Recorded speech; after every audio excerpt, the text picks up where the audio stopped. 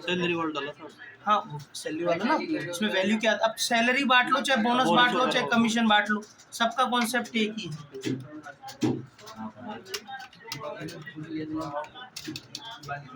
अब देखो cost category, cost category cost center से एक स्टेप आगे होता है। जैसे कोस्ट कैटेगरी तो हेड हो गया और उसके अंदर आता है कोस्ट सेंटर, ठीक है ना। जैसे क्रेट, क्रेट में जाओ शो मोर, पहले तो F11 में ऑप्शन चालू करो,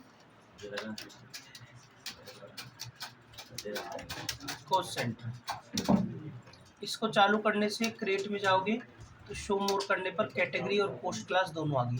सेंटर क्लास भी आ गया, सेंटर भी आ गया, कैटेगरी भी। अब बनाते हैं पहले कैटेगरी, कल हमने पहले सेंटर बनाया था, आज कैटेगरी बनाई।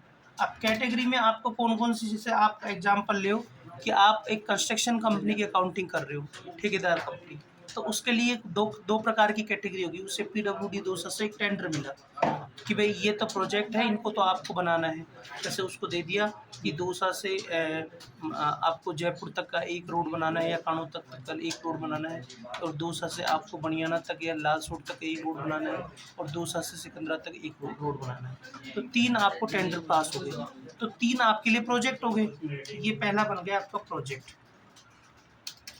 अब उनमें आपको क्या है, जब आप बिल पास करवाते हो तो सारा ब्यौरा देना पड़ता है। तो पहले बजट दे देते हैं, फिर उसके बाद बिल बनाना पड़ता है। नहीं बजट नहीं, तो पहले तो कैटेगरी बनाएंगे इसमें। अच्छा। तो कैटेगरी के आधार पे फिर बिल को बांटेंगे। अभी एंट्री थोड़ी करिए, अभी तो कैटेगरी बन रही है। एक बना देता हूँ मैं मटेरियल, ये 2 तो कैटेगरी बन गई मेरी। अब बाहर आ जाओ, अब जाओ सेंटर में, सेंटर में स्पेस दबाओ, ये 2 मैंने बनाई जो दिख जाएंगी। प्राइमरी तो बाय डिफॉल्ट रहता है इसका नाम, और ये मैंने बनाया है मटेरियल और प्रोजेक्ट। अब प्रोजेक्ट में आपके 3 प्रोजेक्ट है, दौसा टू, जैसे जटवाड़ा ले लिया आपने, एक दौसा टू सिंहवाड़ा ले लिया आपने, और एक दौसा टू भांडारेज। ये 3 आपने रोड के प्रोजेक्ट्स ले लिए। अब बैक स्पेस, अब आप स्पेस दबाओ मटेरियल। मटेरियल क्या क्या लगेंगे, जैसे आपकी डामर लगेगी, सीमेंट लगेगी, रोडी लगेगी, बजरी लगेगी, ब्रिक्स ईट लगेगी, आयरन लगेगा, वाटर लगेगा,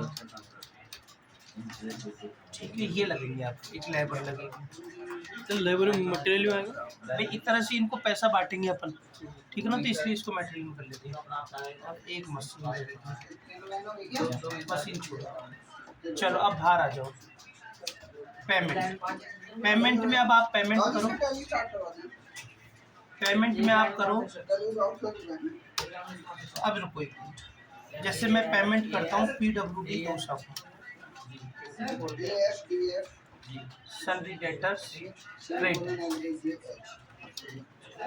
पेमेंट रिसिप्ट हो गया। सर PWD तो पैसे देगा। हाँ रिसिप्ट हो गई, रिसिप्ट करो भाई कॉन्ट्रैक्टर को पैसे देगा वो। हाँ, इसकी रिसिप्ट में करो एंट्री, जैसे बैंक से पैसा दे रहा है वो।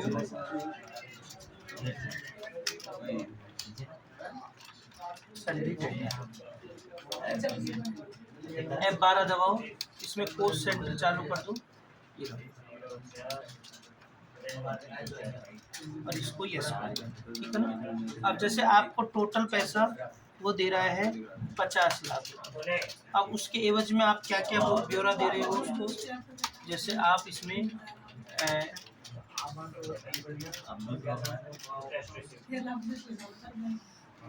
अच्छा बच्चों में देखते हैं वो।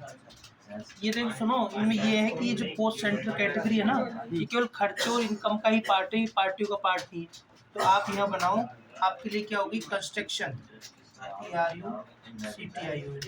Construction income, this is your indirect income. ये भी रिसिप्ट बनेगा, रिसिप्ट भी पैसा मिल रहा है ना आपको। अब कितना 50, अब इसमें खुलेगा वो पूरा हिसाब किताब।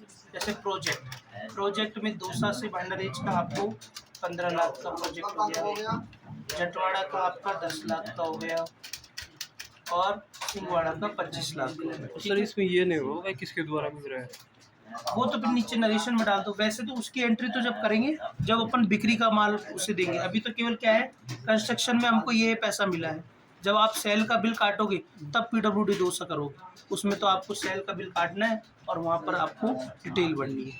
यहाँ पर आपको डिटेल वाइज उनके पास एक कोटेशन पहुँचानी है कि वैसे ये माल हमारा ये हो गया। अब आप इसमें मटेरियल ले लो, जैसे बजरी ले लो, 10 लाख की बजरी लग गई,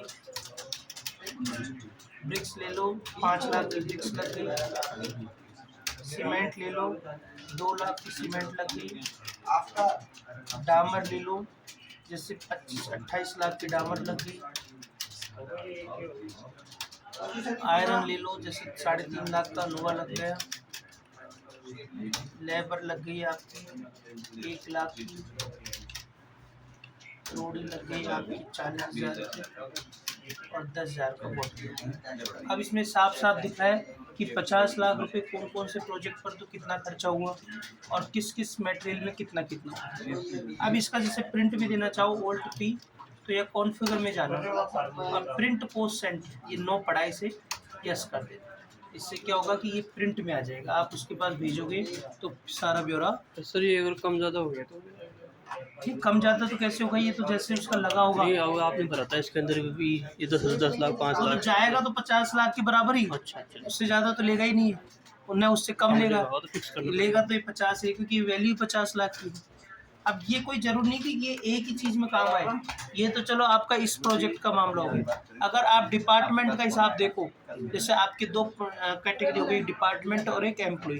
अब डिपार्टमेंट में आपके कौन कौन से सेंटर बन जाएंगे, purchase department, sales department, marketing department, production department, HR department, और एम्प्लॉयज में एम्प्लॉयजों के नाम आ जाएंगे, तो ये वहाँ पर उनकी भी सैलरी एक्सपेंस वगैरह। वो सैलरी एक्सपेंस वगैरह होती है। तो ये जो ये टॉपिक्स हैं, ये कोई ये नहीं कि सब इसी लाइन में काम आते हैं, किसी भी लाइन में आप उस लाइन के हिसाब से उसको कर लो। जैसे मैं हमारे हॉस्पिटल में करता हूँ, तो हॉस्पिटल में मैं जैसे डॉक्टर्स एक बना रखा है मैंने, अब डॉक्टर्स में 6 डॉक्टर आ गए हमारे, एक हमने कंपाउंडर बना रखे हैं, कंपाउंडर में 11 कंपाउंडर आ गए, एक GNM का बना रखा है, GNM में कैटेगरी वाइज सबको, वो कैटेगरी वाइज मैंने पद वाइज सबको बांट रखा हाँ, है, फिर उसका नाम हो जाता है फिर उनका नाम आ जाए। तो आप डिपेंड करना कि आप किस आधार पर, ठीक है ना। लाओ।